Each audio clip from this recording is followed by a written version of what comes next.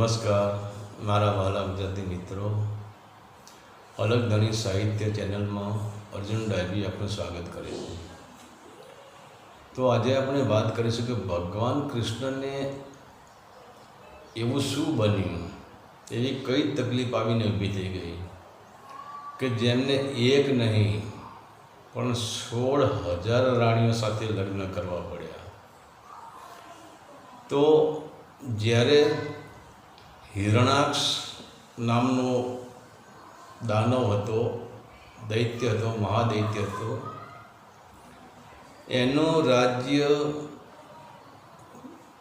પાતાળમાં, પૃથ્વીલોકમાં અને સ્વર્ગમાં પણ ચાલતું હતું।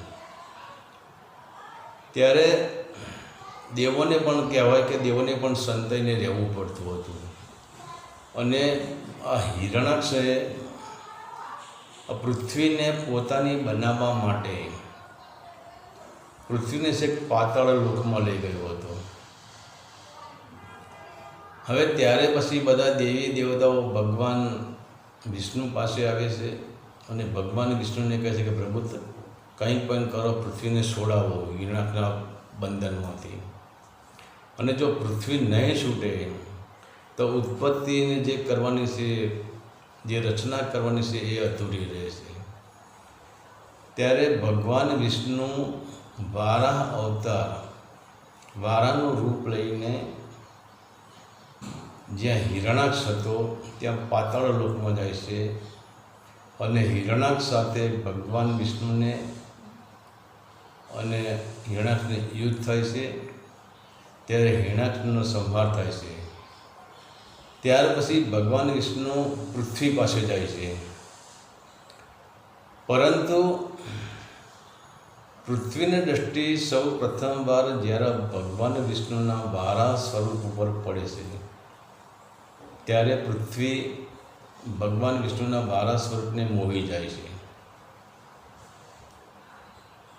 અને વિષ્ણુની પણ દૃષ્ટિ જ્યારે પૃથ્વી પર પડે છે તો બંનેની દૃષ્ટિ એક થાય છે, બંનેની ઉર્જા એક થાય છે।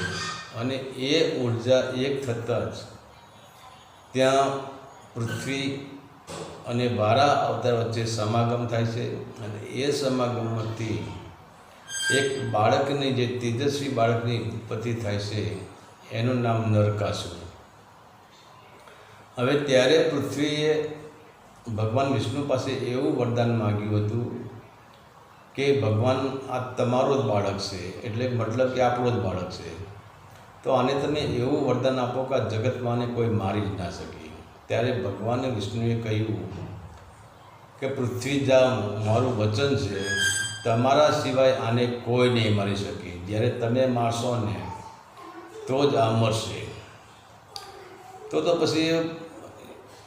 પછી તો નરકાસુરને ગાદી આપી, હિરણાક્ષનો વધ કર્યો, નરકાસુરને ત્યાંની ગાદી આપી અને ભગવાન વિષ્ણુ પૃથ્વીને લઈને બહાર નીકળી ગયા, પાણીમાંથી બહાર નીકળી ગયા।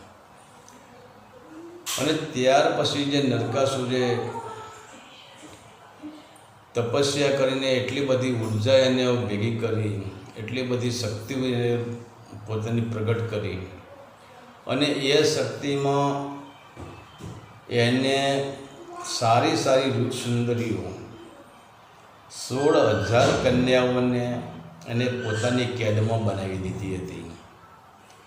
પરંતુ જ્યારે નરકાસુરનો પૃથ્વીને ભાર ક્યારે લાગ્યો, તો પૃથ્વી પર તમે ગમે એવું બનાવો તો પૃથ્વીને ભાર લાગતો નથી, પણ પૃથ્વીને અધર્મથી પાપ ભાર લાગે છે।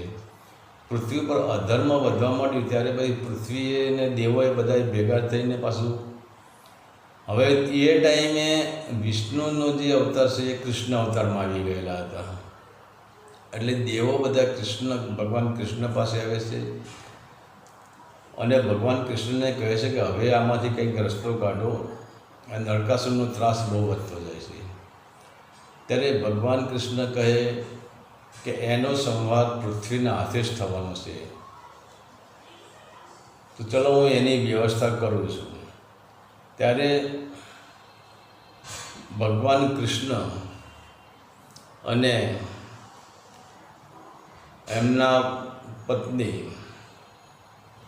તો એ બંને પછી ભગવાન કૃષ્ણ ગરુડને બોલાવે છે અને ગરુડને બોલાવીને આ બંને જણા સત્યભામા આ બંને જણા ગરુડ ઉપર બેસીને પછી જ્યાં નરકાસુર હતો ત્યાં જાય છે અને ભગવાન કૃષ્ણ અને નરકાસુરને યુદ્ધ થાય છે.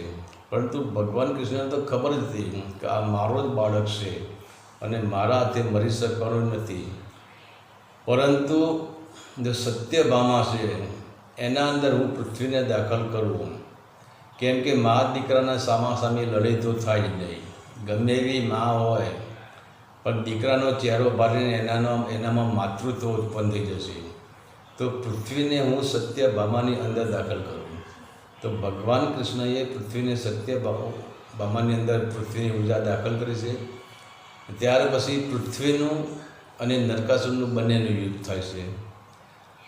તો ભગવાનના કહેવાથી કે તને તારી માં જ તને મારી શકશે, પૃથ્વી તને મારી શકશે. તો મા અને દીકરા વચ્ચે ભયંકર યુદ્ધ થાય છે અને ત્યાં નરકાસુરનો સંહાર થાય છે. ત્યાર પછી તો જે 16,000 જે રાણીઓ હતી જે નરકાસુરે કેદ કરેલી હતી એને ભગવાન કૃષ્ણ છોડાવે છે અને જેલમાંથી છૂટી કરે છે. અને ભગવાન કૃષ્ણ દરેક રાણીને પોતપોતાના સ્થાને મૂકવા જાય છે, પોતપોતાના પતિ પાસે મૂકવા જાય છે. પણ અહીંયા આવડું બને છે, કોઈ પતિ એની પત્નીનો સ્વીકાર કરવા તૈયાર જ થતું નથી. એ એમ કહે છે કે તું નરકાસુર પાસે ગયેલી જ છે, તું આમ છે તું તેમ છે. દરેક પત્નીઓ પર ખોટો આરોપ, પોતપોતાના પતિ દરેક પત્ની પર ખોટો આરોપ નાખતા હોય છે. ત્યારે પછી 16,000 જે રાણીઓએ નરકાસુરની કેદમાંથી ભગવાન કૃષ્ણએ એમને બંધનમાંથી મુક્ત કરી. એ 16,000 રાણીઓ ભગવાન કૃષ્ણને વંદન કરે છે, પ્રાર્થના કરે કે હે પ્રભુ, અમારા પતિ તમને સ્વીકારવા તૈયાર જ નથી, તો પછી આ જગત અમને ક્યાંથી સ્વીકારશે અને આ જગતમાં અમને લાંછન લાગશે. તો હવે અમારે શું કરવું? હવે અમારે તમારો જ આધાર છે, તો તમે તમને સ્વીકારી લો. ત્યારે ભગવાન શ્રી કૃષ્ણ 16,000 રૂપ ધારણ કરે છે, 16,000 કૃષ્ણ બને છે. અને એ 16,000 કૃષ્ણ એક સ્ત્રી પાસે એક કૃષ્ણ ત્યાં લગ્ન કરે છે. અને આવી જ રીતે ભગવાન કૃષ્ણએ 16,000 રાણીઓ સાથે લગ્ન કર્યા છે. તો આ તો ભગવાન કૃષ્ણના 16,000 રાણીઓનો ઇતિહાસ. પણ આપણે તો કોઈને આ વાતની ખબર જ નથી. બધા એમ કે કૃષ્ણ ભગવાન અપહરણ કરીને લાયા, ભગવાન કૃષ્ણ ક્યાંય અપહરણ કરીને લાવીને એક પણ કન્યા લાયા નથી. આજે 16,000 ભગવાન કૃષ્ણની જે પટરાણીઓ હતી, જે રાણીઓ હતી, એ ભગવાન કૃષ્ણએ ધર્મને બચાવવા માટે, આ સ્ત્રીઓના સુખ માટે, આ સ્ત્રીઓની ઇજ્જત સમાજમાં બગડે નહીં એટલા માટે, આ સ્ત્રીઓ સમાજમાં ગર્વથી જીવી શકે એટલા માટે ભગવાને આ 16,000 સ્ત્રીઓ સાથે, 16,000 રાણીઓ સાથે લગ્ન કર્યા છે.